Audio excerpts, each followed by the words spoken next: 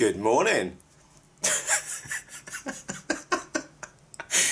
Have you ever started like a video and then wondered, you've got no idea what's going to happen or when you go and do what you're going to go and do? Is it just me? I don't know. You may not know what's going to happen. Right, so let me set the scene. You may have seen the video the other day.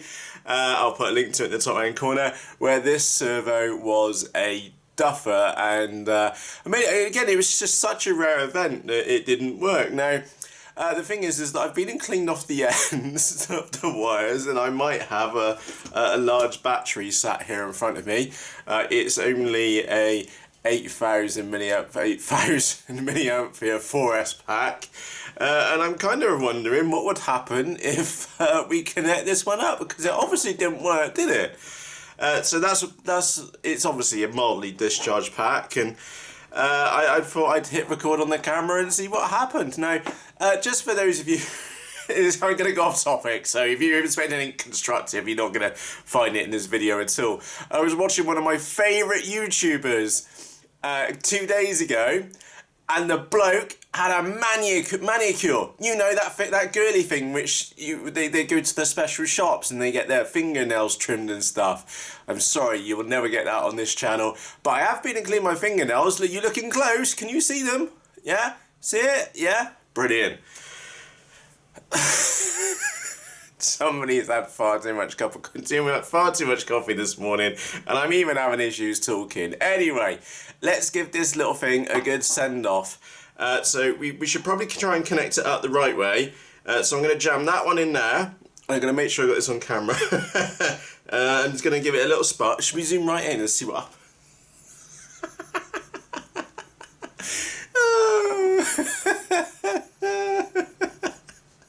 Oh, I just don't know what's going to happen. It's like, is it going to go into fire? What's going to happen? I have no idea. Just connect it up.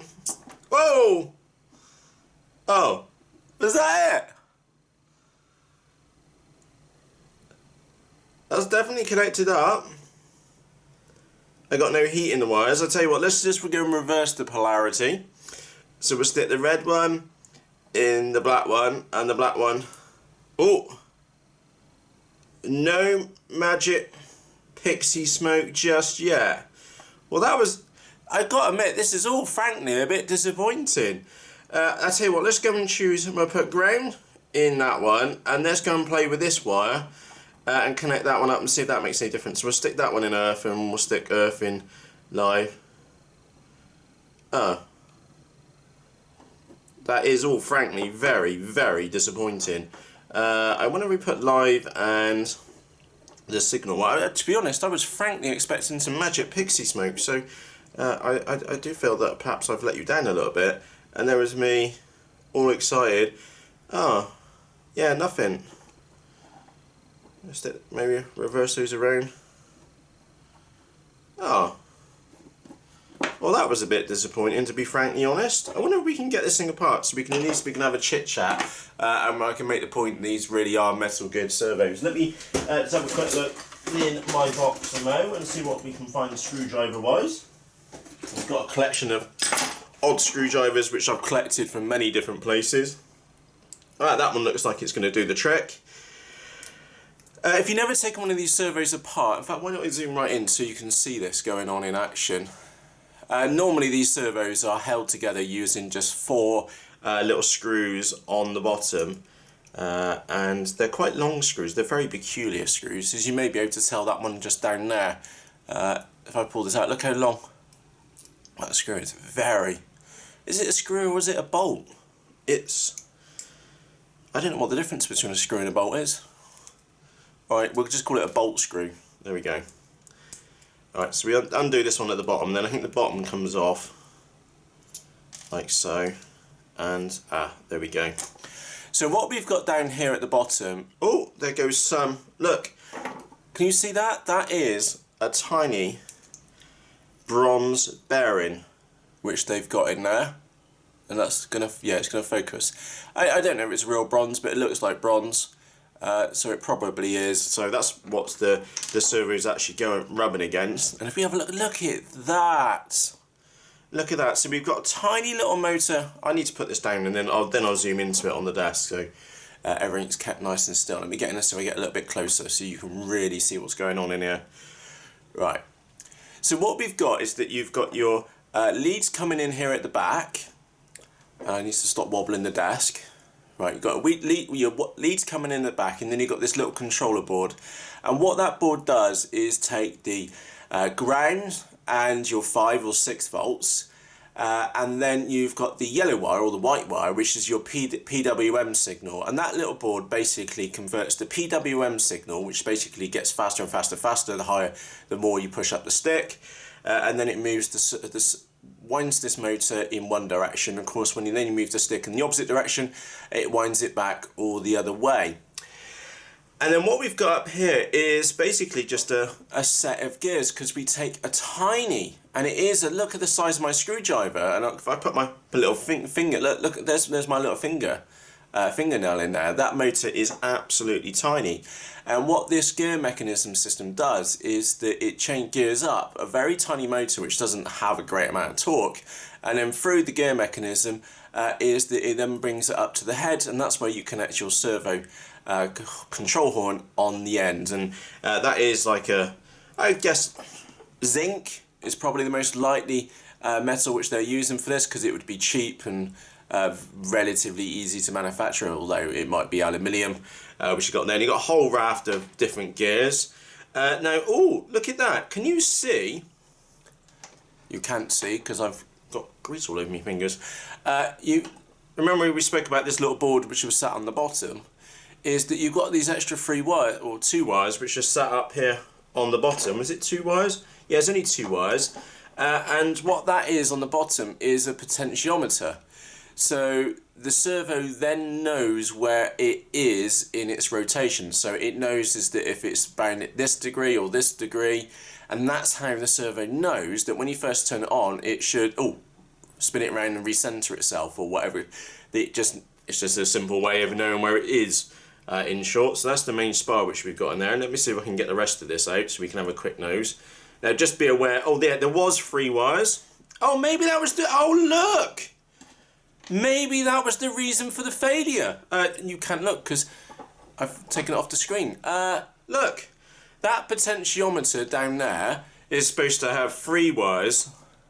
It had 3 points on it. Remember, I just stammered a few moments ago about it was 2 or 3 wires. And look, it's got 3 wires on it, and one of them was not soldered on. So that there was most likely the reason for the failure of this servo. Because remember, when we saw it in the previous video, it was just there juddering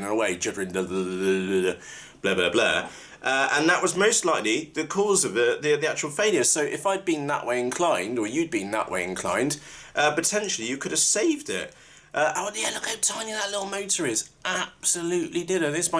It's my middle finger, and as you can see, it is tiny, to say the least. And that's why you need that gear mechanism, is to up or down gear it, because that motor will spin really fast, and then it will get converted into a very slow linear movement at the top.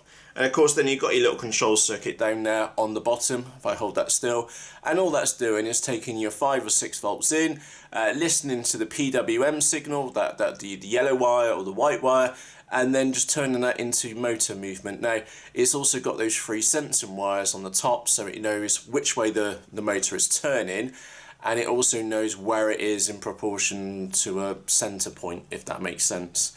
So one of them would be the center tap, and then you've got 2 other wires, which would be one side of the potentiometer and one on the other side as well. Well, I'm actually quite pleased that it didn't blow up into flames now, because we've now just been and dissected a little servo, and you've got to admit, okay, £1.80 I paid for these, and just look, hope that look at the machinery on there. It is just astonishing what people can do. And you've got to think about this as a whole. We are able to fly our model airplanes in the sky, no wired links. So remember, those of you who's grown up with a remote control car and it had the wire going out the back, and that was great fun.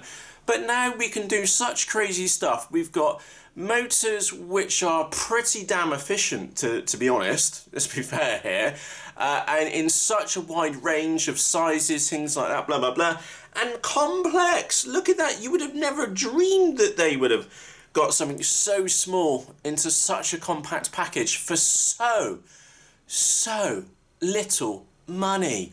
£1.80, that's like $3 for those of you in the States. In here, that is cheaper than a cup of coffee. I paid £2.05 for a cup of coffee this morning, Costa, and that was using my own container. Normally, it's £2.40 if I use one of their cups. It's ridiculous. So that kind of engineering in a tiny little package, absolutely brilliant. Brilliant stuff. So actually, what I'm going to leave this video on is that if you've got a broken component, okay, so I had this broken servo and I had all intentions of setting fire to it. If something's already broken, you can't break it anymore. So get in there with the screwdriver, take it apart and have a look, especially on something as inexpensive as this, because you never know, it might be the case you go and find, oh my God, that's why it's broken, one of the potentiometer wires, and it's really obvious that it was supposed to be soldered on there and it wasn't. So you could have got the soldering iron out and potentially fixed that one, which, to be honest, I'm frankly not going to do on this one. I've got another 6, 7 more over there in the servo box, and I've got some more on order as well. So, wow, I started with the intentions of setting fire to a servo, and we end up here. For me, that's happy days. So, yeah, if you have any questions or comments, please let me know in the comment section underneath this video. And as always, from myself, Matt, thank you very much for taking the time to watch this episode, and I'll see you again shortly. Cheerios!